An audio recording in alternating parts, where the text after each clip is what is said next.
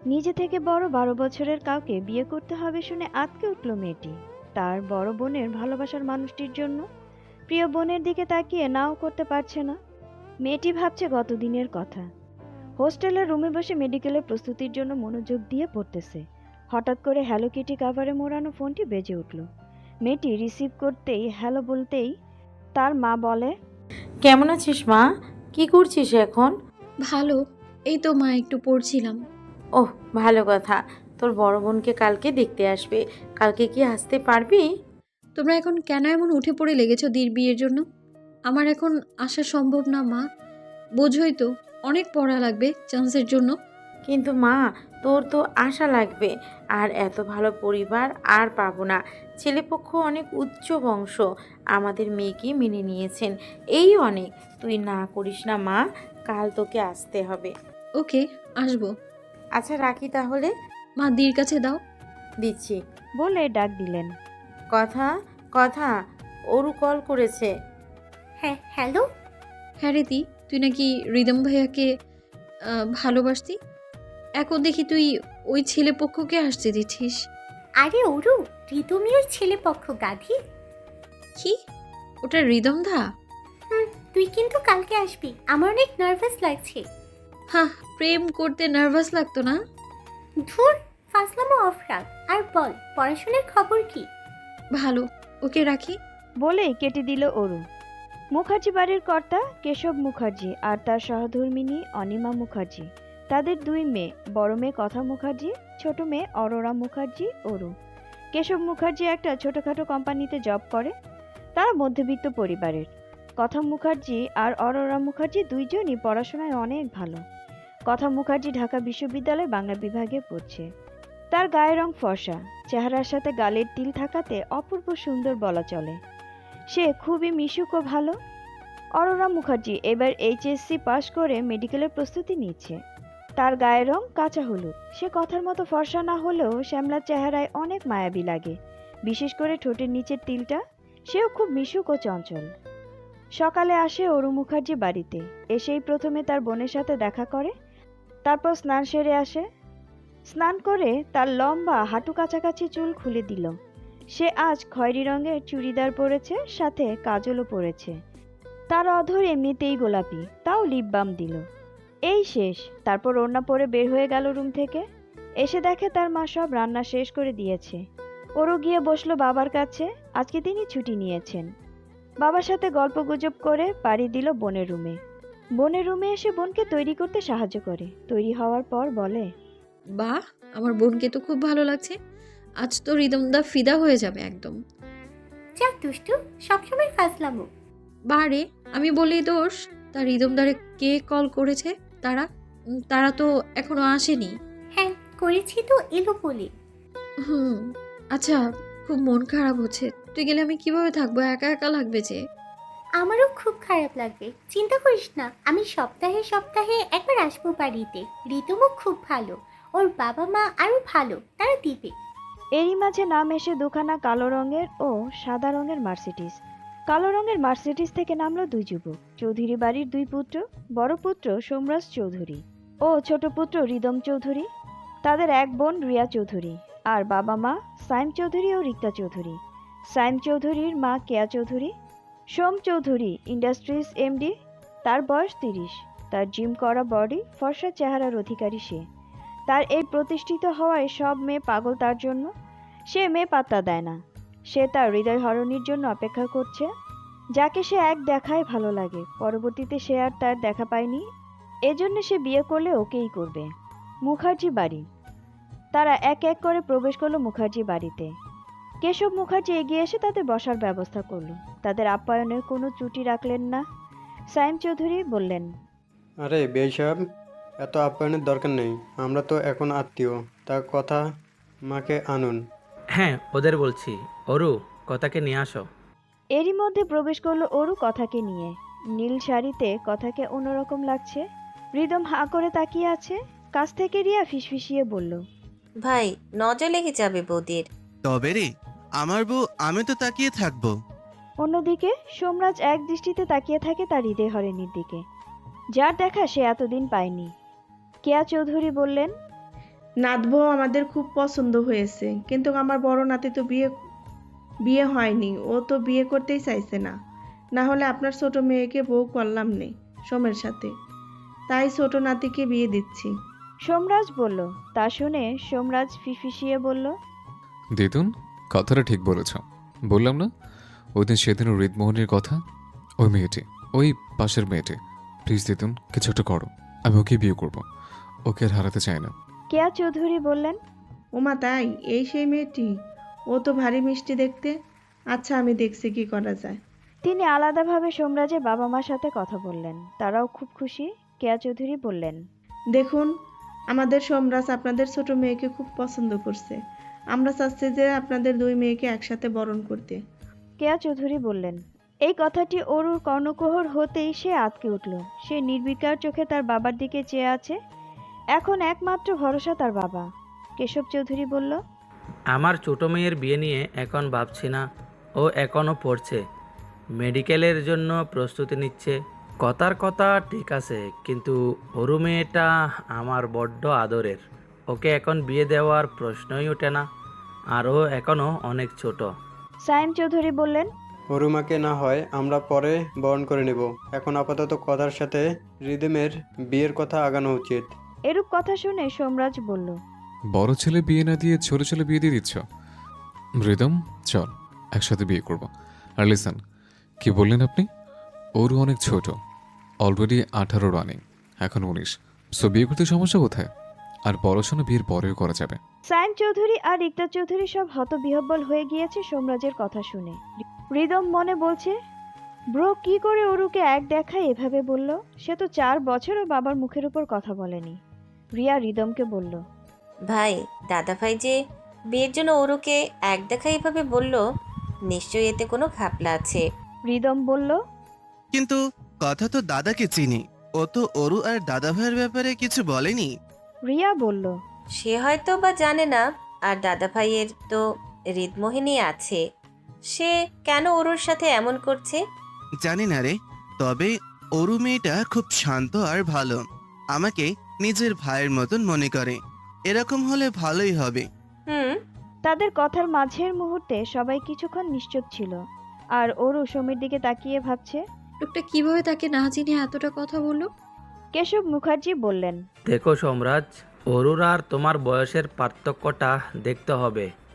আর অরু সংসারের কোনো কিছু জানে না। তুমি ছেলে হিসেবে ভালো বিজনেসের কাজ করছো, তুমি ওর থেকে ভালো মেয়ে পাবে। সোমরাজ বলল, মিস্টার মুখার্জি, আপনার মেয়ে আমার হৃদয়ের মধ্যখানে বাস করছে, সে ছাড়া আমি অচল। আর আপনি বলছেন তার থেকে ভালো মেয়ে পাবো? সে ছাড়া কোনো মেয়েকে আমার কখনো ভালো লাগেনি। সো বিয়ে করলে তাকিয়ে করব। আর ওর মেডিকেলের প্রিপারেশনে কোনো ব্যাঘাত ঘটবে না। ও পরীক্ষা শেষে বিয়ে হবে। কেশব মুখার্জি মেয়ের দিকে চেয়ে দেখেন। মেয়ে অশ্রু টলমল করছে। অরু হঠাৎ করে বলে উঠল, করবো না বিয়ে, আমি পড়বো এখন। আমি নিজের স্বপ্ন পূরণ করতে চাই। সোম নিজের হৃদয়হরণীর কথা শুনে ওর দিকে চেয়ে বাঁকা হাসলো আর বলল, মিস অরু মুখার্জি, তোমার সাথে একটু পার্সোনালি কথা আছে। এরপর যদি বলো তোমায় বিয়ে করব না, তো করব না। অরু বলল। ওকে ফাইন, চলুন। তাদের বাম পাশের একটি রুমে নিয়ে আসলো অরু সোমকে। এসেই অরু বলল, কি বলবেন তাড়াতাড়ি বলুন। এত ছটপটানি কি ওরু পাখি? তোমার বোনের দিকে চেয়েছ? যদি তুমি বিয়েতে না বলো, তাহলে তোমার বোনের জন্য ভালো হবে না। কি বলতে চাচ্ছেন আপনি? বোনকে নিশ্চয় অনেক ভালোবাসো। রিদম আমার কথাই মানে, সবসময় সে নিশ্চয় ভালোবাসার প্রত্যাখ্যান করতে পারবে। তো বোন যখন ভালোবাসা মানুষটাকে পাবে না, তখন তোর বোনের দুমড়ে মুচড়ে যাওয়া দেখতে ভালো লাগবে। তুই ভালো ভালো বলছে হ্যাঁ বলে দাও। কিছু একটা ভেবে অরু হ্যাঁ বলে দিল আর মনে মনে বলল, আপনার বোনের নয়, আপনার দুমড়ে মুচড়ে যাওয়ার হৃদয় দেখব মিস্টার চৌধুরী।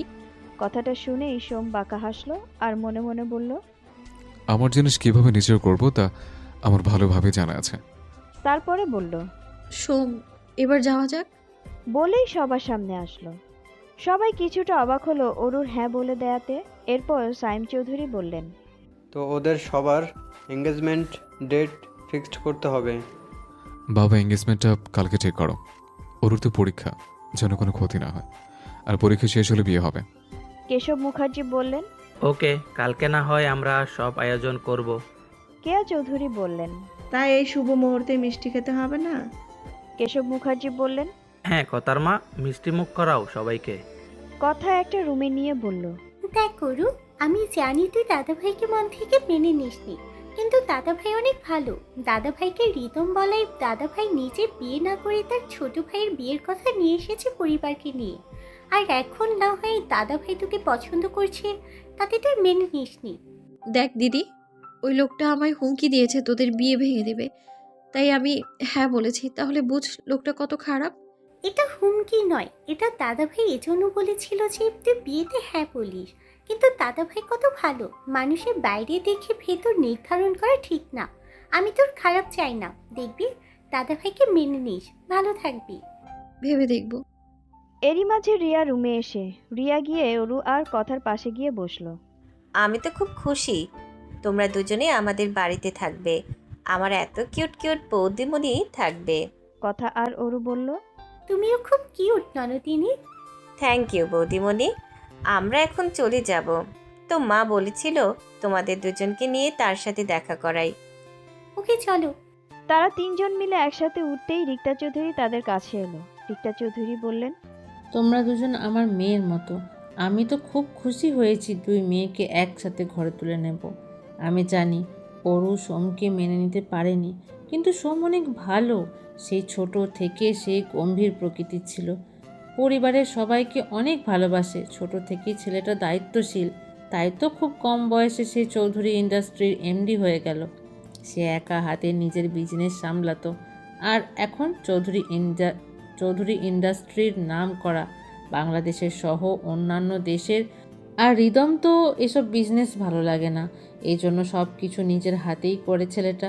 তুমি ভাবছো এই কথাগুলো কেন তোমায় বললাম অরু? অরু নির্বিকার চোখে তার দিকে চেয়ে রয়েছে আর মনে মনে বলছে, লোকটা তার পরিবারের প্রতি কত দায়িত্বশীল। এই জন্য দিয়ে এই কথাগুলোই আমাকে বোঝাচ্ছিল। রিক্তা চৌধুরী কিছুক্ষণ অরুর দিকে চেয়ে আবার বললেন।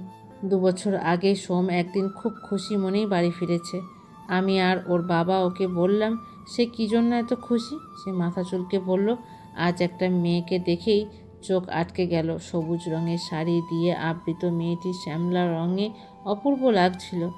ভেতর থেকে আমার হৃদয় বলছিল সে আমার হৃদমোহিনী। এরই মধ্যে একটা এতিম শিশুকে অ্যাক্সিডেন্টের হাত থেকে রক্ষা করতে সাথে মেয়েটি ওই বাচ্চাকে কিছু টাকাও দেয়। এরকম সহায়তা পরায়ণ মেয়ে আজকাল দেখা যায় না। এরপর থেকে আমার ছেলে তোমাকে খুঁজেই চলেছে, কিন্তু পায়নি। তখন খুব মন খারাপ করতো, কিন্তু যখন তোমায় এখানে দেখলো তখনই ও তোমাকে না হারাবার জন্য এই কথাগুলো বলেছিল। মারে, ও বাইরে থেকে যতটা কঠোর, ভিতর থেকে ততটাই নরম। তুই কি পারবি না আমার সোমকে ভালো রাখতে? রিয়া এতক্ষণে বুঝে গিয়েছে এটাই তার ভাইয়ের হৃদয়হরণী। তারপর অরু বলল, পারবো আন্টি, আপনি ভরসা রাখুন।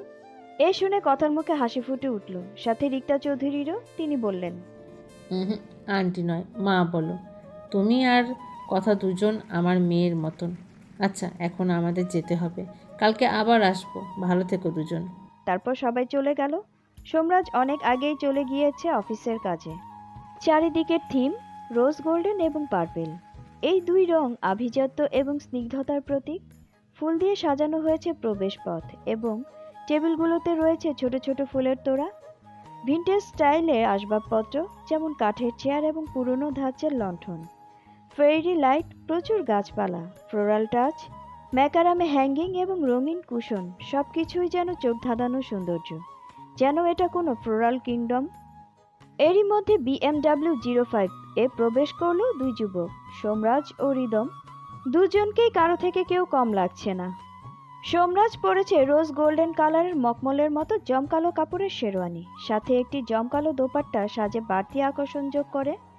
হাতে একটি কালো রঙের রিস্ট ওয়াচ এবং লোফার, সব মিলিয়ে সোমরাজকে অসম্ভব সুন্দর লাগছে। অন্যদিকে রিদম পার্পেল কালারের শেরওয়ানি কার্টের ব্লেজার, অ্যাসিমেট্রিক্যাল কুর্তা, সাথে আছে হাতে মানানসই রিস্ট ওয়াচ, লোফার।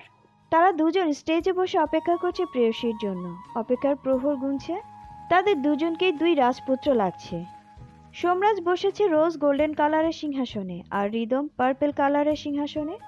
ভ্যানুতে করে দুই রমণীর প্রবেশ। দুইজনকেই একসাথে দুই স্বর্গীয় অপ্সরী লাগছে দুজনকে। চারদিকে ফুলের বাহার, সাথে ফুল দিয়ে ছিটিয়ে তাদের দুজনকে স্বাগতম জানাচ্ছে, আর দুই রাজপুত্রের দৃষ্টি আটকে গিয়েছে দুই রাজকন্যার উপর।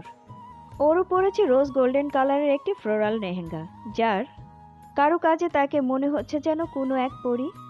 লম্বা চুলের জন্য হালকা কার্ল করে খুলে রাখা, সাথে রয়েছে ডায়মন্ডের একটি নেকপিস, ইয়াররিং, একটি ছোট ফ্লোরাল পার্স। সব মিলিয়ে ওরুকে পুরোই পরী লাগছে।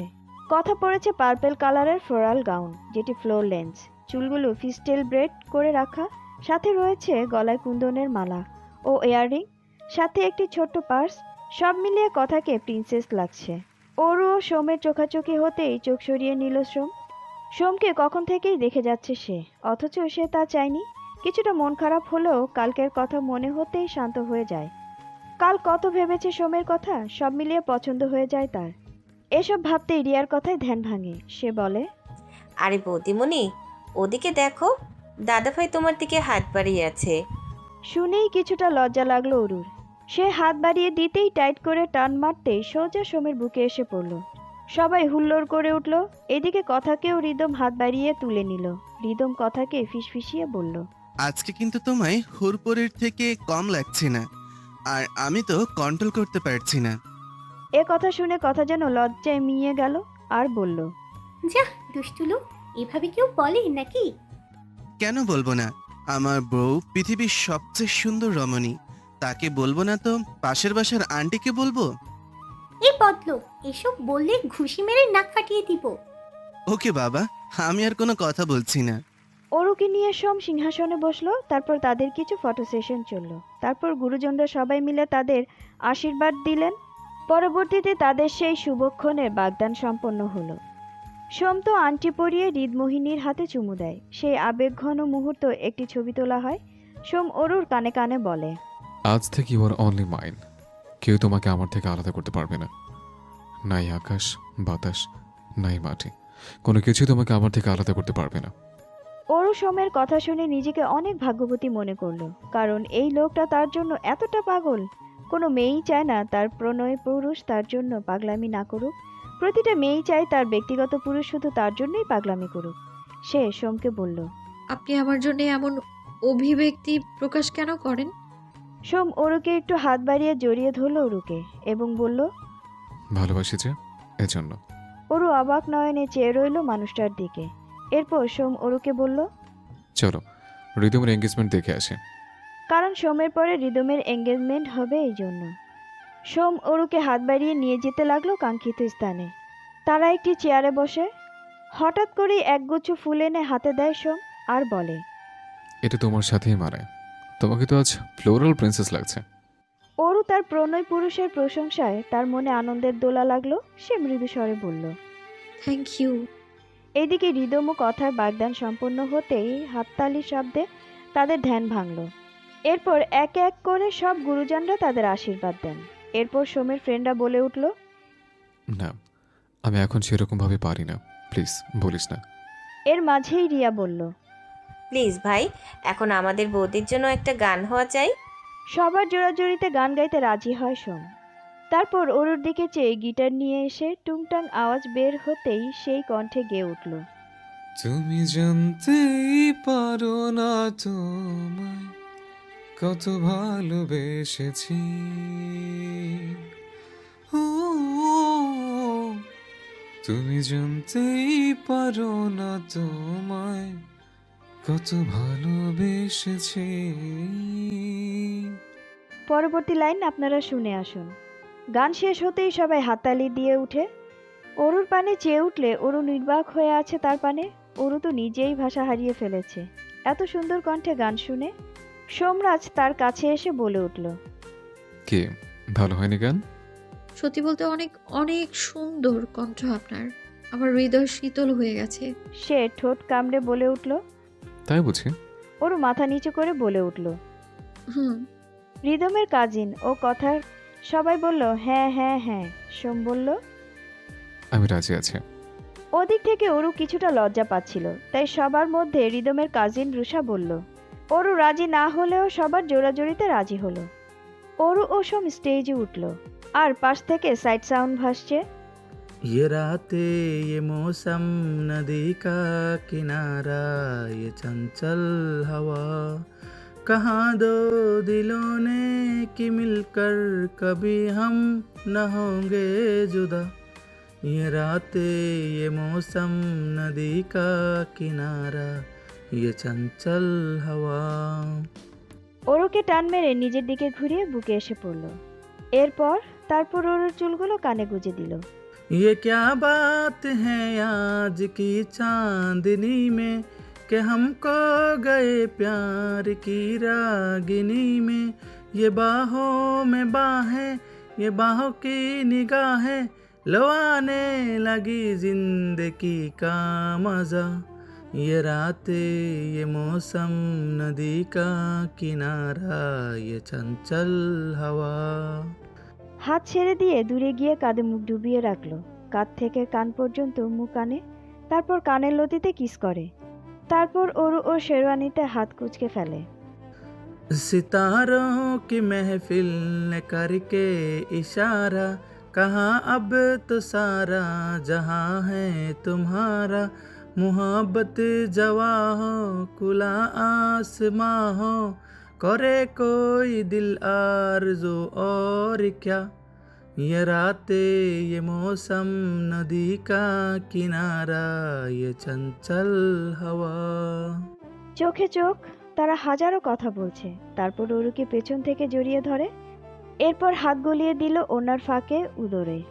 कसम है तुम्हें तुम अगर मुझसे रूठे रहे सांस जब तक ये बंधन न टूटे तुम्हें दिल दिया है ये वादा किया है ये वादा किया है सनम मैं तुम्हारी रहूँगे सदा ये रातें ये मौसम नदी का किनारा ये चंचल हवा कहाँ दो दिलों ने कि मिलकर कभी हम न होंगे जुदा ये रातें ये मौसम नदी का किनारा ये चंचल हवा।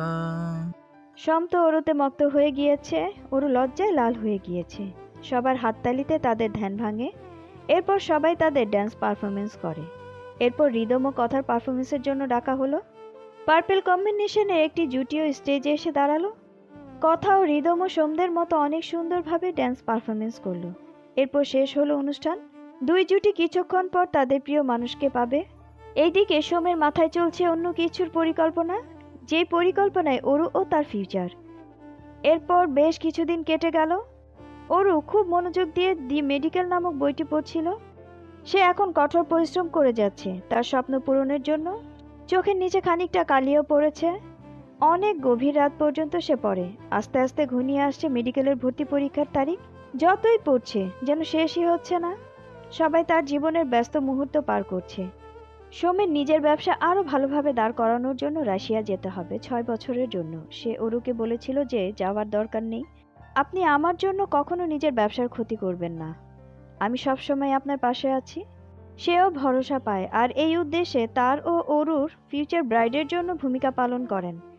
সে ওরুর ভর্তি পরীক্ষার পর চলে যাবে সুদূর রাশিয়ায়। আর কথা ও রিদমের বিয়ে হবে ওরুর পরীক্ষার পরপরই। সোম উপস্থিত থাকবে না। সোম চায় না ওদের দুজনের জন্য তাদের ফিউচারে ব্যাঘাত ঘটুক, তাই ওরুর পরীক্ষার পর ওদের বিয়ে হবে। রিয়া এখন এসএসসি দিবে, সেও ব্যস্ত হয়ে গিয়েছে। এদিকে কথা আর রিদমও ওদের ভার্সিটি লাইফ নিয়ে ব্যস্ত। ওদের ফাইনাল সেমিস্টারের পরীক্ষা শেষ হয়েছে। এখন ওরা দুজন একান্ত সময় কাটাচ্ছে। এই তো একদিন বৃষ্টির রমরমা মুহূর্তে ওরা দুজন মিলে বৃষ্টি বিলাস করেছে। কথা পড়েছিল নীল রঙের একটি শাড়ি, যা ওকে অপরূপ রূপসীতে পরিণত করেছে। রিদম চেয়ে রয়েছে কথার দিকে। সে বলে উঠল, উফ, এই জ্বালা সহ্য হয় না প্রাণের প্রিয়তমা। তোমাকে দেখার পিপাসা হয়তো কোনো দিনও মিটবে না। হয়েছে, এসব নাটকীয় ভঙ্গিতে কথা বলা কোন দিন শিখেছো? ধরো, প্রেম করতে ওসব শেখা লাগে নাকি? জাস্ট ফিল নিতে হয়। আর তুমি শুধু আমার মোডের 12টা বাজাও। কি এত বড় কথা? আমি তোমার মুডের 12টা বাজাই? করবো না তোমায় বিয়ে, চলে যাচ্ছি। প্লিজ লক্ষ্মীটি, এমনটা করো না আমার সাথে, তাহলে আমি তো মরেই যাব। বলেই কথা হাত দিয়ে ঠোঁট ঢাকতেই ও বলল, অমন কথা কখনো বলো না। যতই ঝগড়া হোক কখনো আমাকে ছেড়ে যেও না। বলেই জড়িয়ে ধরলো রিদমকে। রিদমও প্রেয়সীকে বলল, না, আমাদের দেহ হয়তো দুটো, কিন্তু আত্মা একটা। কেউ আমাদের আলাদা করতে পারবে না। বলেই আবেগে ঠোঁট ডুবিয়ে দেয় কথার ঠোঁটে। এভাবে কয়েক মুহূর্ত পার হলো। তারা দুজন দুজনে মত্ত হলো, যেন দিন দুনিয়ার খবর নেই। কথা যখন হুঁশ ফিরল তখন সে খুব জোরালো ধাক্কা মারলো রিদমের বুকে। আর রিদম বলল, দেখো রিতম, তুমি কষ্ট পাবে জানি তো। এখন আমাদের এসব করা ঠিক না। বিয়ের পর এসব হবে, প্লিজ। ওকে লক্ষ্মীটি, এখন করব না। অ্যাকচুয়ালি কন্ট্রোললেস হয়ে গিয়েছি এই জন্য। এরকম ভুল যেন আর হয় না। ওকে। বলেই তারা বৃষ্টি উপভোগ করতে লাগলো। আর কথা তো বৃষ্টির ফোঁটাগুলোকে ছুঁয়ে দিচ্ছে আর হাসছিল, যা দেখে রিদম প্রাণ ভরে দেখতে লাগলো প্রেয়সীকে। এইদিকে ওরও আজ খুব উদ্বিগ্ন।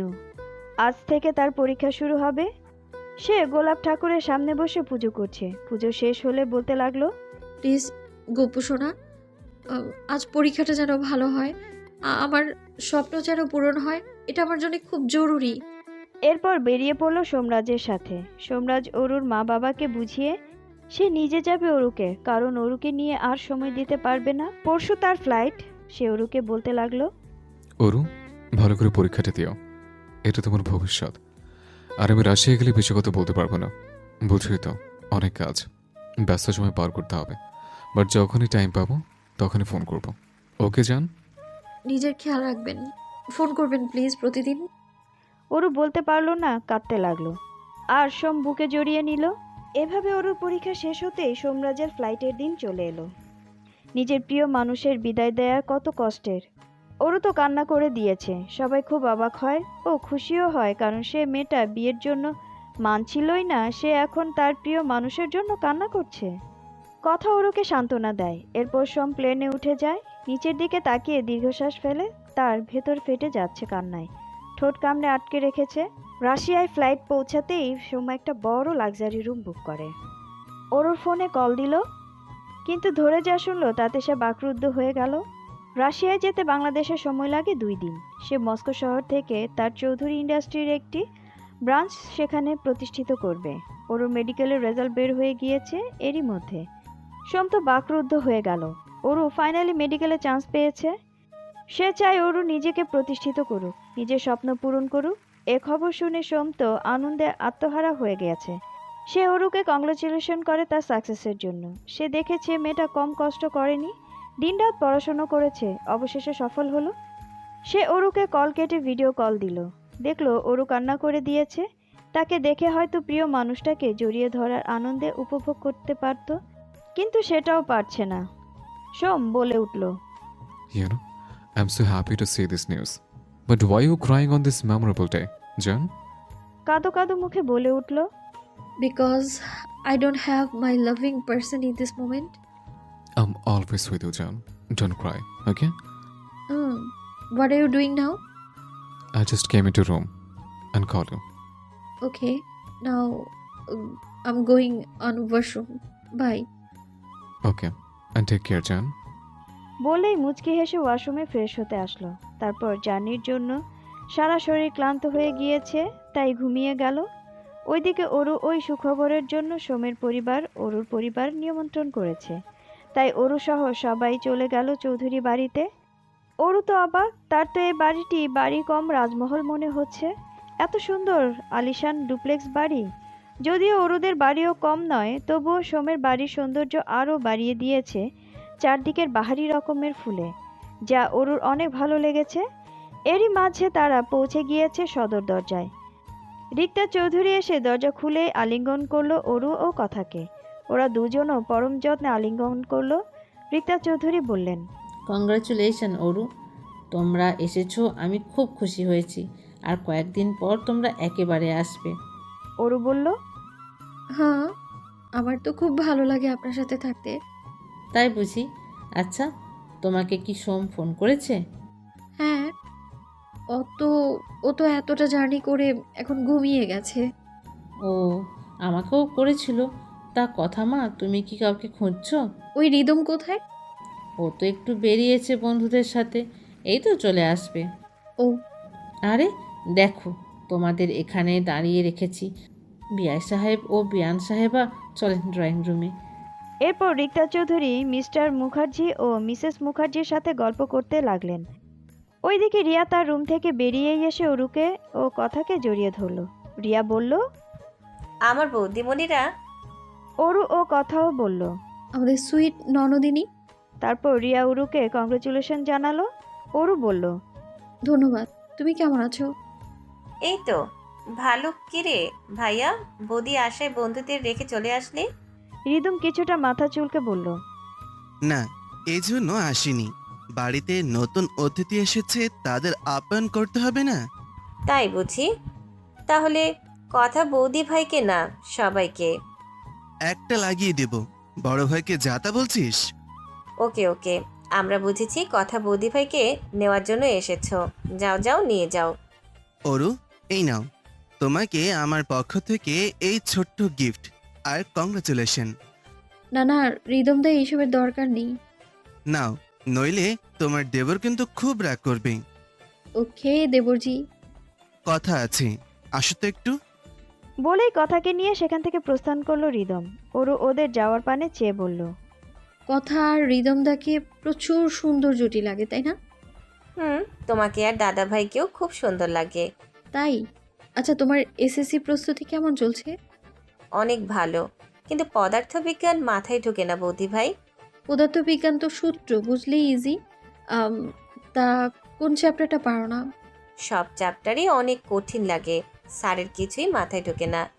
ওকে, তোমার স্টাডি রুমে নিয়ে যাও আমায়।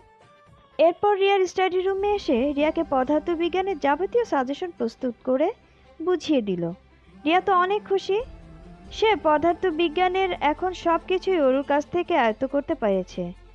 এইদিকে রিদম কথাকে ধরে আনায় কথা বলল, ওভাবে ছোট মানুষের সামনে ধরে আনলে কেন? ওরা কি বুঝবে? রিদম বলল, ওরা ছোট মানুষ, তাতে কিছু যায় আসে না। আচ্ছা, তুমি তো বলেছিলে ফাইনাল ইয়ারে পরে একটা চাকরি করবে, তারপর বিয়ে। আরে, আমি চাকরির জন্য চেষ্টা করতেই ওই বাবার বন্ধু তার কলেজের প্রফেসর হিসেবে নিযুক্ত করেছে। সেটা তোমাকে জানাতেই এইখানে আসা। সত্যি? ফাও! আর সবাইকে জানিয়েছো? না, শুধু মা বাবা জানে আর তুমি। ও, দাদা ভাইকে জানাওনি? না, ও তো এখন রেস্ট করছে, তাই আর বিরক্ত করিনি। জানো, আমি একটা বিষয় নিয়ে ভাবছি। কি নিয়ে কথা? অরু আর দাদা ভাইকে নিয়ে। ওদের মাঝে আন্ডারস্ট্যান্ডিং হয়নি, তার আগে ওদের সম্পর্কে দূরত্ব নামক শব্দটা এসে গেল। কিন্তু আমার দাদা ভাই তার হৃদয়মোহিনীকে কখনো ভুলবে না। সে এমন নয়, সে অরুর প্রতি অনেক পসেসিভ। আমিও জানি অরু অনেক চাপা স্বভাবের, কোনো কষ্ট পেলে কারোর সাথে শেয়ার করে না। আজ পর্যন্ত কোনো ছেলের সাথে কথা বলেনি। কিন্তু ওদের বিয়েটাও যদি আমাদের সাথে হতো তো অনেক মজা হতো। সবই পরিস্থিতি, না হলে এমনটা হতো না। এই বলেই দীর্ঘশ্বাস ছাড়ল রিদম। রিক্তা চৌধুরী তাদের ডেকে পাঠিয়েছে। সবাই ড্রয়িং রুমে এসে জড়ো হয়েছে। তবে কেয়া চৌধুরী এখানে নেই, কারণ উনি গ্রামে থাকতেই ভালোবাসেন। তিনি গ্রামের সেই মিষ্টি বাতাস, প্রাণোচ্ছল আবহাওয়া কোনো কিছুই ছাড়তে পারেননি। তাই তো শহরের বদ্ধ জায়গায় তার দম বন্ধ হয়ে আসে। এখানে এসেছে সে নাতিদের জন্য উপযুক্ত পাত্রীদের দেখতে। তিনি দুই নাতিকে প্রচুর ভালোবাসেন, তাই তো নাতিদের দেখতে শহরে যান। দুই নাতিদের জানও এই কেয়া চৌধুরী। Drawing room. সবাইকে নিয়ে খাওয়ার টেবিলে বরাদ্দকৃত চেয়ারে নিয়ে বসালেন সাইম চৌধুরী অতি আপ্যায়নের সহিত। খাবার টেবিলে রয়েছে কত রকমের খাবার, ইয়াত্তা নেই। সবই অরুর পছন্দের খাবার। অরুও কথা বলছে যে তারা কত ভাগ্যবান এমন শাশুড়ি পেয়ে। সব রান্নাই রিক্তা চৌধুরী রেঁধেছেন। অরুর বাবা বললেন, বিআইন সাহেবার রান্না সত্যিই অতুলনীয়। রিক্তা চৌধুরী বললেন, তাই? তাহলে একটু বেশি করে খান। বলেই তিনি অরুর বাবার প্লেটে আরও খাবার ঢেলে দিলেন। সবাই হাসির রোল পড়ে গেল। অরু বলেছে, আন্টি সরি মা, আমায় প্লিজ এরকম রান্না করা শেখাবেন প্লিজ। তুই তো এখন অনেক ছোট, তুই এসব বিয়ের পর আস্তে আস্তে শিখবি। আমিও কিন্তু রান্না পারি, কিন্তু আপনার মতো না। ওকে, এখন পড়াশোনার দিকে নজর দে, বিয়ের পর শিখিয়ে দেবো। কথা বলল, মা, তোমার তো আলুর দমটা বেশ লেগেছে, আজকে পুরো চম্পেশ করে খেয়েছি। অনিমা মির্জা বললেন, সত্যি বিয়াইন, আপনার রান্না খেয়ে যেন মুখে লেগে গেল। দিকতা চৌধুরী মুচকি হেসে বললেন। তাহলে প্রতিদিন চলে আসবেন এমন খাবার খেতে। অনিমা মির্জা বললেন। কি যে বলেন না বেআইন সাহেবা। তারপর তারা সবাই মিলে আরও কিছুক্ষণ সেখানে থেকে তাদের সাথে খোশ গল্প করেন। এরপর তাদেরকে অরুর বাড়ি যাওয়ার জন্য আমন্ত্রণ জানানো হলো। পরের দিন অরু 7 দিন পর মেডিকেলের পড়াশুনো শুরু হয়ে যাবে, তাই সে সকাল 8টা বেজে গেলে কিন্তু ঘুম থেকে ওঠেনি। ছুটির সময় কেউ ঘুমাবে না বলুন তো? অনিমা দেবী কয়েকবার ডেকে গেলেন, কিন্তু হুঁশ নেই মেয়েটির। তিনিও আর ডাকলেন না। ঘুমোক, মেয়েটি 2 দিন পর থেকে তো এইরকম রেস্ট করতে পারবে না। অন্যদিকে সোমরাজ তার আভিজাত্যে গড়া বিশাল বিল্ডিংয়ের দিকে তাকিয়ে আছে, যেটি অবশ্য করছে রাশিয়ার মস্কো শহরে। সে হোটেল থেকে নিজের ফ্ল্যাটে চলে আসে, যেটি সে কিনে রেখেছিল তার ফ্ল্যাটের কাছেই। তার আভিজাত্যে গড়া অফিস পুরো বিল্ডিং কালো রঙের ছোঁয়ায়, যার উপরে গোল্ডেন নেমপ্লেট চকচক করছে সোমরাজ চৌধুরী অ্যান্ড ইন্ডাস্ট্রি। সে ধোয়া উঠানো কফি খাচ্ছে আর এক মনে সেই দিকেই চেয়ে আছে। হঠাৎ করে ওর কথা মনে পড়ল। ঝটফট ফোন দিল, কিন্তু কয়েকবার ফোন কেটে যেতেই রিসিভ হলো। ওরু ঘুম ঘুম কণ্ঠে বলল, হ্যালো, কে বলছেন ভাই? এত সকালে কেন ডিস্টার্ব করছেন? আমি তোমার ভাই, তাই না? শুনতেই ওরু ফোনের কলের দিকে দেখলো। লাফ দিয়ে সেভ করা দেখতেই ওর চোখ কপালে উঠে গেল। ঢোক গিলে বলল, অ্যাকচুয়ালি আমি বুঝতে পারিনি আপনি কল দিয়েছেন। আমি ঘুমের ঘোরে ফোন করেছি। এত বেলা পর্যন্ত ঘুমে? বাহ, তো কাল আমাদের বাড়িতে গিয়েছিলে, কেমন লাগলো শ্বশুরবাড়ি? অনেক ভালো, বিশেষ করে আপনার মা, তার রান্না অপূর্ব। হ্যাঁ, মাই রান্নার world the best. Video call দিচ্ছে, রিসিভ করো। ওরুর ফোনে তৎক্ষণাৎ আরেকটি রিং ভেসে এলো। ভ্রমর রে, যেটি তার অনেক প্রিয় একটি গান। ফোন ধরতেই ভেসে এলো এক জেন্টলম্যানের অবয়ব, একটা কালো স্যুট ও সাদা শার্ট পরিহিত। সোমকে অসম্ভব সুন্দর লাগছে। ওরু তো সোমকে এভাবে দেখেই রাগী কণ্ঠে বলল, আপনি এমন ড্রেস আপে কোথায় যাচ্ছেন? যেখানেই যান তো স্টাইল করে যাবেন না, নইলে কোন ক্ষেতের কোন শাকচুনি আপনাকে নিয়ে যাবে। আমি যা কিছুতেই হতে দিব না। সোম তো অরুর এইরকম রণচণ্ডী ফেস দেখে পুরো থ হয়ে গিয়েছে। অরু তো এইরকম মেয়ে নয়। ওরও মনে হয় জেলাস, তাই তো একটু সুট টেনে বলল, আর রাশিয়া অনেক সুন্দরী মেয়ে আছে। আমি তো ভাবছি ওখান থেকে বিয়ে করে দেশে ফিরবো, আর তুমি কাউকে বিয়ে করে নিও। কি? আপনি ওখানকার মেয়েদের ইতিমধ্যে দেখেও ফেলেছেন, আর আমায় বলছেন আমি অন্য কাউকে বিয়ে করব? সাহস থাকলে করে দেখান রাশিয়ান মেয়েকে বিয়ে। আমি আপনার সংসারে গিয়ে আগুন লাগিয়ে দিয়ে আসবো। বলেই থামলো। যে সোম তাকে এভাবে বলল কিভাবে? সোম তো পুরোই অবাক। সে এবার অরুকে সামলাবে কিভাবে? সোম ঢোক গিলে বলল, আমার হৃদয় মোহিনী, আমি তো জাস্ট ফান করছে, তুমি এভাবে নিও না প্লিজ। অরুজান, look, you are so beautiful lady in my eyes. তাই আমার কাছে এত সুন্দরী বউ থাকতে কোথাকার কোন মেয়েকে বিয়ে করব? কিভাবে? তোমাকে ছাড়া পুরো আমিটাই অচল। অরু বলল, ইটস ওকে, নেক্সট টাইম এরকম করবেন না। করলে আমি আর কথাই বলবো না আপনার সাথে। ওকে জান, আর হবে না, বাই, আমাকে অফিস যেতে হবে। ওকে, বাই অ্যান্ড টেক কেয়ার। বলতেই ফোনটা রেখে দেয় সোম। বেরিয়ে পড়ে নিজ কর্মস্থলে। তার বিশাল বিল্ডিংয়ে 19 তলা বিশিষ্ট সোমরাজ চৌধুরী অ্যান্ড ইন্ডাস্ট্রি। সেখানে ইন্টারন্যাশনাল পর্যায়ে পোশাক রপ্তানি করা হয়। এর জন্য সে বিভিন্ন তলা বিভিন্ন সেক্টরে ভাগ করে দিয়েছে। রাশিয়া সহ উন্নত মানের কাপড় সেখানে প্রচুর পরিমাণে তৈরি হয়। প্রথম তলা গ্রাউন্ড ফ্লোর, প্রধান অভ্যর্থনা, ভিজিটর গ্রাউন্ড এবং একটি ছোট্ট ক্যাফে। দ্বিতীয় তলা কোম্পানির সর্বশ্রেষ্ঠ ডিজাইন এবং পণ্য প্রদর্শনের জন্য একটি বিশাল শোরুম। এখানে গ্রাহকরা পণ্য মান এবং বৈচিত্র্য দেখতে পারে। তৃতীয় তলা ক্লায়েন্ট মিটিং রুম এবং কাস্টমস সার্ভিস সেন্টার।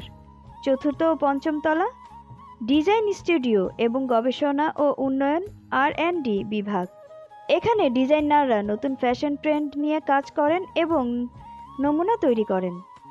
অত্যাধুনিক CAD by CAM staff work এবং 3D প্রিন্টার ব্যবহারের সুবিধা রয়েছে। ষষ্ঠ ও সপ্তম তলা প্রোডাকশন প্ল্যানিং এবং কোয়ালিটি কন্ট্রোল QC বিভাগ। উৎপাদন প্রক্রিয়া নিয়ন্ত্রণ এবং পণ্যের মান নিয়ন্ত্রণের জন্য অত্যাধুনিক ল্যাবরেটরি সংরক্ষণ রয়েছে। অষ্টম নবম তলা সোর্সিং ও সাপ্লাইং চেঞ্জ ম্যানেজমেন্ট বিভাগ। কাঁচামাল সংগ্রহ এবং সরবরাহকৃত সংস্কৃত ব্যবস্থাপনার কাজ এখান থেকে সম্পন্ন হয়। 10ম ও 11 তলা। মানব সম্পদ HR বিভাগ এবং প্রশিক্ষণ কেন্দ্র। কর্মীদের নিয়োগ, প্রশিক্ষণ এবং উন্নয়নমূলক কর্মকাণ্ড এখানেই পরিচালিত হয়। 12 ও 13তম তলা। ফিনান্স, অ্যাকাউন্টস এবং লিগ্যাল বিভাগ। কোম্পানির আর্থিক ব্যবস্থাপনা এবং আইন বিষয়ক এখানে দেখাশোনা করা হয়। 14তম মার্কেটিং ও সোশ্যাল বিভাগ। পণ্যের প্রচার, বাজার গবেষণা এবং বিক্রয় প্রক্রিয়া নির্ধারণের কাজ পরিচালিত হয়। 15 তলায় সিনিয়র ম্যানেজমেন্টের কার্যকর। বিভাগীয় প্রধানদের ব্যক্তিগত অফিস ও ছোট মিটিং রুম। 16 তলা বোর্ড রুম এবং এক্সিকিউটিভ লাউঞ্জ। গুরুত্বপূর্ণ বোর্ড মিটিং এবং উচ্চপদস্থ কর্মকর্তাদের জন্য একটি নিরিবিলি স্থান। 17 তলা ক্যাফেটেরিয়া এবং ডাইনিং এরিয়া। কর্মীদের জন্য স্বাস্থ্যকর এবং সুস্বাদু খাবার পরিবেশনের স্থান। 18 তলা জিমনেশিয়াম, ইনডোর গেম জোন এবং রিল্যাক্সিং এরিয়া। কর্মীদের মানসিক ও শারীরিক সুস্থতার জন্য এই ফ্লোরটি নিবেদিত। 19 তলা সবুজ রুফটপ গ্রাউন্ড এবং ওপেন এয়ার ইভেন্ট স্টেজ। এটি কোম্পানির ইভেন্ট, ছোটখাটো পার্টি বা কর্মীদের জন্য একটি আরামদায়ক স্থান হিসেবে ব্যবহৃত হতে পারে। এখান থেকে শহরের মনোরম দৃশ্য উপভোগ করা যায়। ওরও ঘুম থেকে উঠে ফ্রেশ হতে গিয়ে দেখে কথা আর ওর মা রান্নাঘরে নাস্তার কাজ শেষ করে। এখন কয়েক পদের পিঠাসহ পোলাও, মুরগি, মাংস, মাছের বিভিন্ন পদে রান্না করছে। সে তো খানিকটা অবাক হয়। সে বলে কথাকে, কিরে দি, আজকে আসবে বাড়ি? ওমা, তুই জানিস না রিতমের বাড়ির লোক আসবে? কাল বাবা বললো না ওদের নিমন্ত্রণ করে এলো। ওরে, ভুলেই গিয়েছি যে স্নানটা সেরে আসি, তারপর তোদের এসে হেল্প করছি আমি। যা জলদি। বলেই ওর স্নান সেরে একটা কুর্তি পরে বেরিয়ে ঘরের যাবতীয় সব কিছু গুছিয়ে রাখলো। আর রান্নাঘর সামলাচ্ছেন কথা আর অনিমা দেবী। আর মিস্টার মুখার্জি গিয়েছেন একটু বাইরে। হঠাৎ করে তাদের কলিং বেল বেজে উঠল। ওরু দরজা খুলতেই রিয়া এসে জড়িয়ে ধরল। ওরুও জড়িয়ে ধরল। তারপর তাদের বসার জায়গায় নিয়ে গেল। তারপর সবাইকে নাস্তা দেয়। অনিমা দেবী রান্নাঘর থেকে বেরিয়ে বললেন, আপনারা আমাদের বাড়িতে এসেছেন, আমার যে খুশি লাগছে। আর কথার বাবাও খুব খুশি হয়েছেন। আপনারা আসার খবর শুনে উনি একটু পরেই চলে আসবেন। সাইম চৌধুরী বললেন, আমরা আজ একটি প্রস্তাব নিয়ে আসছি আপনাদের সাথে। এরই মাঝে চলে এলেন মিস্টার মুখার্জি। উনি এসে কুশল বিনিময় করলেন সাইম চৌধুরী ও রীতা চৌধুরীর কাছে। তারপর সাইম চৌধুরী বললেন, আমরা আজ এখানে এসেছি কথা আর রিদমের বিয়ের নিয়ে কথা বলতে। তা তো অবশ্যই। সোম বলেছিল আগামী মাসে দিনক্ষণে দেখে বিয়ে ঠিক করতে। এতে আপনাদের কোনো আপত্তি আছে? না না, আমাদের কোনো আপত্তি নেই। তাহলে আমি দিনক্ষণ দেখে আপনাদের ফোন দিব। রিদম আর কথা তো মাথা নিচু করে বসে আছে। দুজনেরই লজ্জা লাগছে। এদিকে অরু আর রিয়া খুব খুশি। তবুও অরুর মন খারাপ হচ্ছে, কারণ ওর আর সোমের বিয়েও হতো এভাবে। তারপর নিজের মনকে বোঝাচ্ছে আর অপেক্ষার প্রহর গুনছে। যতই হোক, নিজের প্রিয় মানুষের কাছ থেকে দূরত্ব সবচেয়ে বেশি কষ্ট দেয়। ওইদিকে অরু নিজেকে সামলে নিল, আর রিয়া এক মনেই তার সাথে বকবক করছে। আর অরু তার ভাবনায় মগ্ন ছিল। সে তো কোনো কিছুই শুনেনি। রিয়া আকস্মিক বলে উঠল, কি ব্যাপার বুদিমণি, তুমি কি আমার একটা কথাও শোনোনি? কোথাও মগ্ন হলে যে? না, তেমন কিছু না, তোমার কথা শুনেছি তো। ও, তুমি নিশ্চয়ই দাদা ভাইয়ের কথা চিন্তা করছো। চিন্তা করো না, আমার দাদা ভাই সেখানে ঠিক আছে। আরে এত চিন্তা করো না, আপাতত রিদমণির বিয়েতে চিল করো। ওকে বাবা, চিল। এবার তোমার প্ল্যানটা বলো, ওদের বিয়েতে কি করব?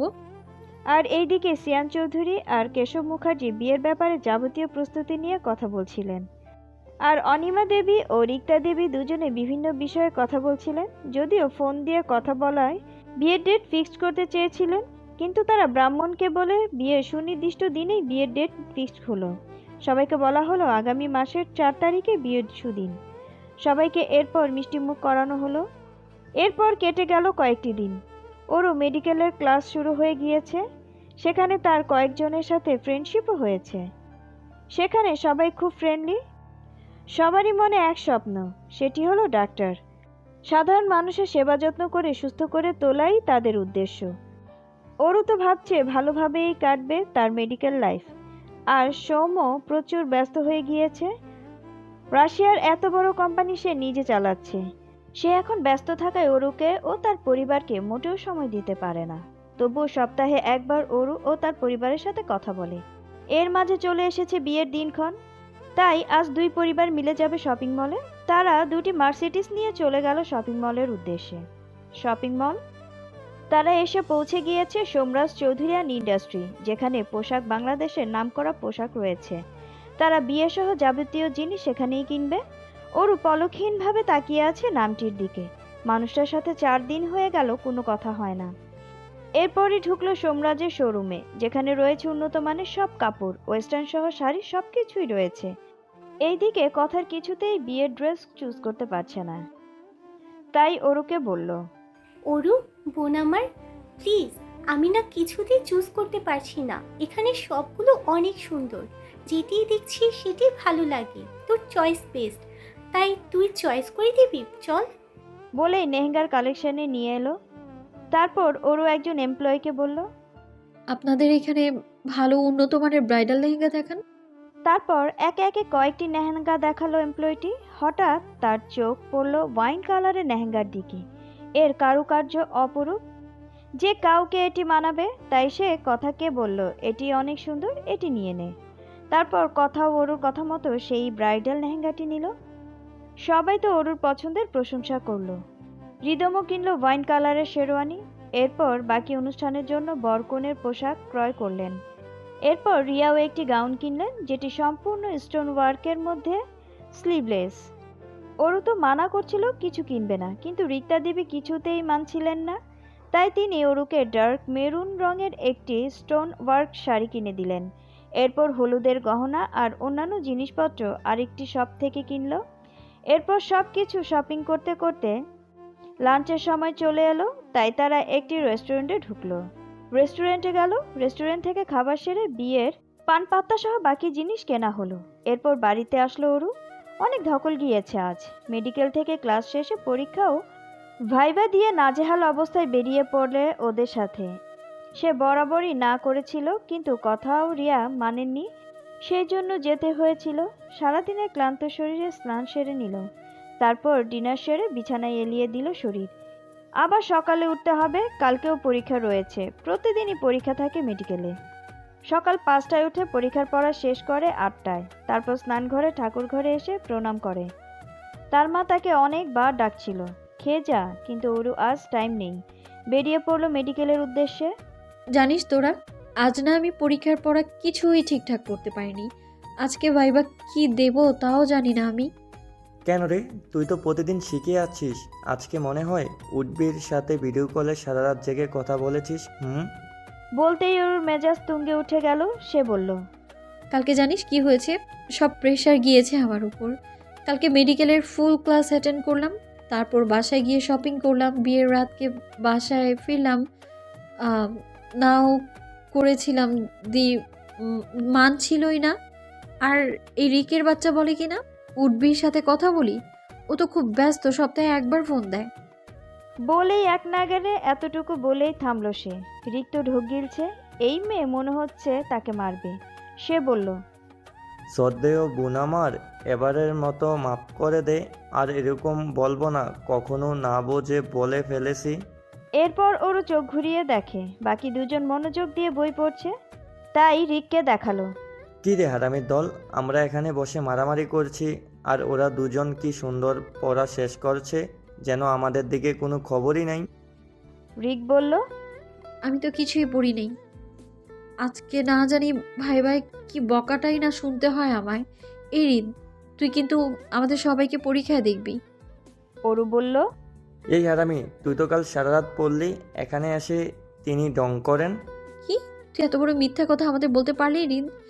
আজকে তুই যা যা লিখবি তা আমাদের দেখাতে হবে, নইলে কিন্তু খবর আছে। যাক বাবা, বাঁচা গেল। আর ভাইবা না হয় পরে ম্যানেজ করে নিব। অরু বলল। এরই মধ্যে স্যার এসে ঢুকলেন ক্লাসে। তিনি বিভিন্ন বিষয় নিয়ে লেকচার দিলেন। তারপর পরীক্ষাও শেষ হলো। ভাইবা পরীক্ষাও ওরও ভালো হয়েছে, কারণ সকালে যা পড়ে এসেছিল তাই ম্যাডাম প্রশ্ন করেছে। এরপর যে যার বাড়ির উদ্দেশ্যে চলে যায়। আজ তো ওরও খুব খুশি, কারণ ওর মামারা আজ আসবে। ওদের বাবা ছিলেন একমাত্র সন্তান তার বাবা মায়ের। ওরও ছোট থাকতেই ওর দাদা দাদি মারা যান, তো ওর কোনো পিসি বা কাকা নেই। আর ওর মা ও 2 মামা, 3 ভাই বোন। মামারাই ওদের আত্মীয়, এর বেশি ওদের আত্মীয় নেই। বড় মামার নাম অনিল বসু, তার স্ত্রীর নাম তনুশ্রী বসু, তার এক ছেলে ও এক মেয়ে। ছেলের নাম তন্ময় বসু, সে এখন জাপান রয়েছে, সে সেখানে জাপানে ইঞ্জিনিয়ারিং পড়ছে, সে এখন বিয়েতে আসতে পারবে না। মেয়ের নাম অনন্যা বসু, সে এখন ক্লাস 10-এ পড়ে। আর ছোট মামার নাম সুনীল বসু, তার স্ত্রীর নাম সোনালী বসু, তার এক মেয়ের নাম সারিকা বসু, সে এখন ক্লাস 10-এ পড়ছে। অনন্যা ও সারিকাকে যে কেউ একসাথে বলবে যমজ বোন। দুজনের মধ্যে একজন মায়াবী ও একজন রূপবতী। অনন্যার রং শ্যামলা চেহারায় ওকে মায়াবতী লাগে, আর সারিকার গায়ের রং ফর্সা চেহারার অধিকারী। দুজনের চেহারা একই লাগে দেখতে, দুজনেই ভারী মিষ্টি। সারিকা আর অনন্যা ব্যাগ প্যাকিং করে রেখেছে। তারা দুজনেই খুবই উৎসাহী, কারণ কথার বিয়ের জন্য তাদের কাজিনদের মধ্যে প্রথম বিয়ে, তাই তারা আরও এক্সাইটেড। তাদের মা বাবা 4 জন ও তারা দুজন বসে পড়লো একটি প্রাইভেট কারে। তারা এসে অর্ধেক রাস্তায় আসতেই অনন্যা দেখতে পেল নীল শার্ট পরিহিত এক যুবককে, যাকে দেখে সে ক্রাশ নামক অনুভূতি দেখা দিল। সে সারিকাকে বলল, দেখ কি সুন্দর নীল শার্ট পরিহিত ছেলেটা, উফ। সারিকা দেখলো নীল রঙের শার্টের ছেলেটার সাথে লাল রঙের ছেলেটাও রয়েছে। সে তো এক দেখায় লাল রঙের শার্ট পরিহিত ছেলেটার উপর ক্রাশ খায়, তাই ওদের নাম্বার নেয়ার জন্য হঠাৎ করেই আইসক্রিম খাবে বলে দুইজনে বায়না ধরে। অনিল বসু বললেন কিনে এনে দেবে, কিন্তু তারা আইসক্রিম পার্লারে যাবে, তাই বাধ্য হয়ে অনিল বসু ওদের আইসক্রিম পার্লারে নিয়ে গেলেন। সেখান থেকে আইসক্রিম নিয়ে তারা বেরিয়ে পড়ে। অনিল বসুর ফোন আসায় উনি ওদেরকে গাড়ির কাছে চলে যেতে বললেন। ওরাও কারের কাছে আসতেই হঠাৎ করেই এক মেয়ের সাথে ধাক্কা খায়। তখনই সারিকা কিছু বলতে যাবে, মুহূর্তেই সেই লাল শার্ট পরিহিত ছেলেটা আসে ও বলে, কি হয়েছে বেবি, তুমি এত আপসেট কেন? কেউ তোমায় কিছু বলেছে? ছেলেটি মেয়েটির হাত ধরে কথা বলছে, কিন্তু ছেলেটি একবারও দেখলো না। পাশে মেয়েটির তো সদ্য ক্রাশের এমন অভিব্যক্তিতে বুক ফেটে যাচ্ছে। বলতেই ছেলেটি তাকায় সাদা গাউন পরিহিত এক রূপবতীর দিকে। চোখ পড়তেই যেন সে থমকে দাঁড়ালো, তারপর নিজেকে সামলে বলতে লাগলো, এই যে মিস, আপনি কেন আমার বেবিকে ধাক্কা দিলেন? সারিকা মনে মনে বলছে, উহু, কি দরদ, দেখে বাঁচি না বাপু। বেবি বলতে হয়? ওই মেয়েটা কি ওর বাচ্চা যে বেবি বলতে হয়?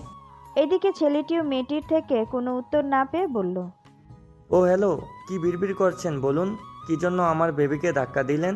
আমি ইচ্ছে করে ধাক্কা দিইনি, অসাবধানতার কারণে হয়ে গিয়েছে। আচ্ছা, একটা ব্যাপার কি বলুন তো, উনি কি আপনার মেয়ে হয় না? মানে আপনাকে তো এত বুইড়া বেটা লাগে না? কি খান শরীরে এভাবে রাখার জন্য? হোয়াট? তুমি আমায় বলছো আমি বুইড়া বেটা? তুমি কি জানো তুমি কাকে কি বলছো? আমার নাম রিক তালুকদার, আর আমার বয়স এখন 20 বছর। আর তোমার আমাকে কোন দিক থেকে মনে হচ্ছে বুইড়া? আর বলছো নাকি ও আমার মেয়ে? লিসেন, ও আমার গার্লফ্রেন্ড। তুমি পিচ্ছি একটা মেয়ে বলে ছেড়ে দিচ্ছি, না হলে একটা চর দিতাম নে। এই কথা শোনার পর সারিকা আর মুহূর্তেও দেরি না করে অনন্যাকে নিয়ে সেখান থেকে চলে যায়, আর মনে মনে বলে, শালা রিক তালুকদার, দেখিস তোর এই লুতুপুতু গার্লফ্রেন্ড তোকে ছেড়ে চলে যাবে, এই আমি অভিশাপ দিলাম। হুঁ। এরপর অনন্যা ও সারিকা গাড়িতে উঠল। তখন অনন্যা বলল, এই রিক তালুকদার ও নীল শার্ট পরিহিত ছেলেটার চেহারা এক, মনে হয় যমজ। আর তুই মন খারাপ করিস না, এরকম হাজারো রিক চৌধুরীর থেকে তোর লাইফে ভালো কেউ আসবে, দেখে নিস। ওর কথাই আর বলিস না, ভীষণ রাগ লাগছে। সারিকা বলল। এরপর তারা এসে পৌঁছলো মুখার্জি বাড়িতে। তাদের মন উৎসুক হয়ে উঠেছে আনন্দে, কারণ এতদিন পর ওদের অরু ও কথা দিকে দেখবে।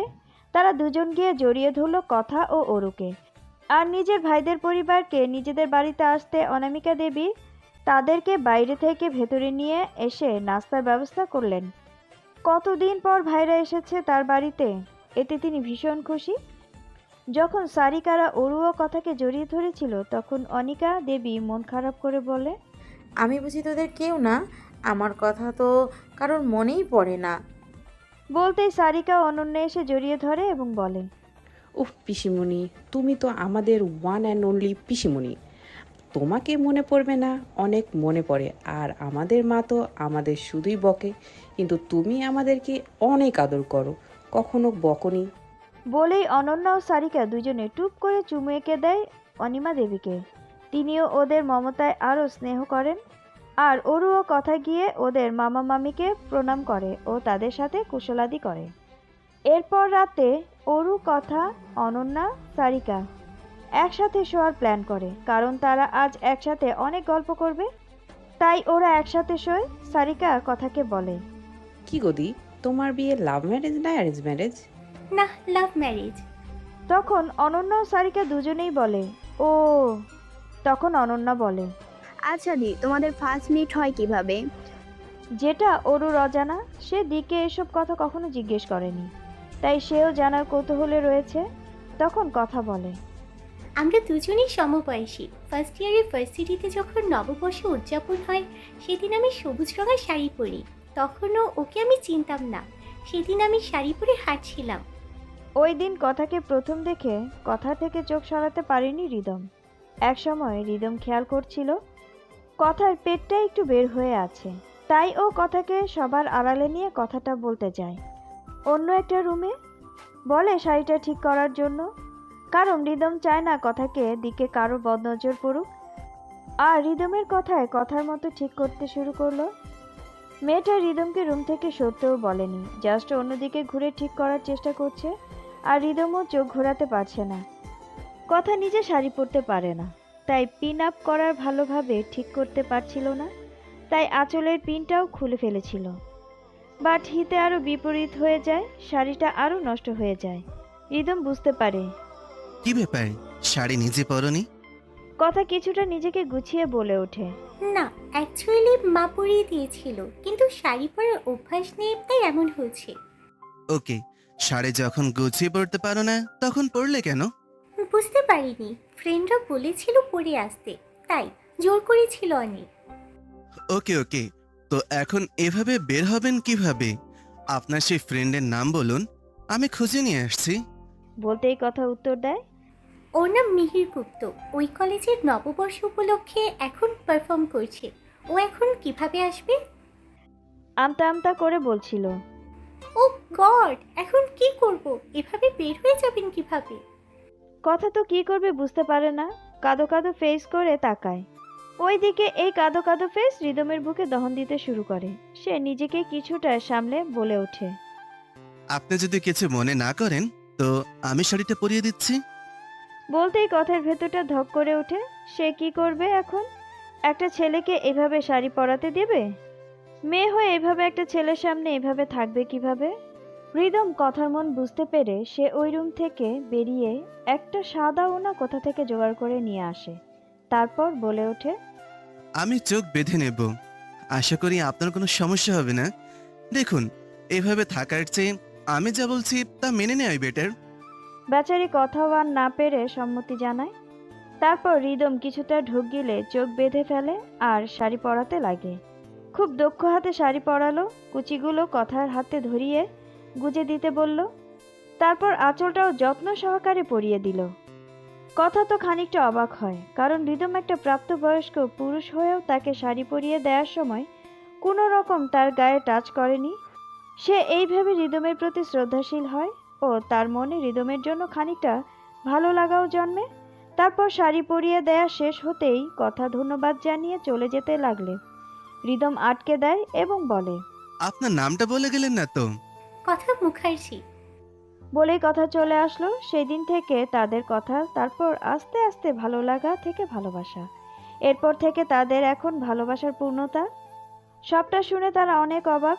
পুরো ফিল্মি স্টাইলে তাদের এই প্রথম দেখাটা। অনন্যা খানিকটা মজা করার সুরে বলল, কথা দি, তোর তো পুরো কপালটাই ভালো, মানুষের বিয়ের আগে জামাই শাড়ি পরিয়ে দেয়, তোর তো আগেই। এ কথা শুনে কথা কিছুটা লজ্জা পায়। ছোট বোনদের সাথে এমন পরিস্থিতিতে পড়ে নি সে এবং ওরও বুঝতে পারে, কথাটা এড়ানোর জন্য বলে, উফ, তোরাও না। দেখ ঘড়িতে কয়টা বেজেছে, 3:45। আর তোরা জানিস না কাল মেহেদি অনুষ্ঠান, কাল কত কাজ। আর কাল আমাকে মেডিকেলে যেতেই হবে। সারিকার অনন্যা দুজনের সবকিছু সামলাতে হবে। কি তোরা পারবি তো? পারবো, তুমি শুধু বলে যাও। সারিকা বলল। দি বলে দিবে, আমি তো চলে যাব, কালকে আবার ওয়ার্ডে যেতে হবে, সন্ধ্যা হবে আসতে, তোরা কাজগুলো সেরে নিস। তারপর সবাই ঘুমিয়ে পড়ল, কিন্তু ওর চোখে ঘুম নেই। সে সোমরাজের আইডি ফেসবুক চেক করতেই তাদের এঙ্গেজমেন্টের প্রোফাইল ফটো সেখানে অরুর মুখ দেখা যাচ্ছে না। দেখা যাচ্ছে অরুকে সোমরাজের বাহুডরে। সে সোমরাজের ফ্রেন্ডে আছে, তবে ফেসবুকে সে তো বেশি অ্যাক্টিভ না। সে দেখলো সোমরাজের আইডিতে 1 ফলোয়িং, কৌতূহল জাগতেই দেখলো তার আইডি। সেই মুহূর্তে তার নিজেকে ভাগ্যবতী মনে হলো, কিছুটা মুচকি হাসলো। তারপর হঠাৎ করেই তার ফোনটা রিং হলো। দেখলো সোমরাজের আইডি ভিডিও কল দিয়েছে। সে এখন কি করবে, তাই সে উঠে বারান্দায় চলে গেল। কলটা রিসিভ করতেই সেই চিরচেনা মুখটা ভেসে উঠল। ওরা তো নিজেকে কিছুটা সামনে নিল। তারপর প্রথমেই সোমরাজ বলল, এত রাতে অনলাইনে কেন, কি করছিলে?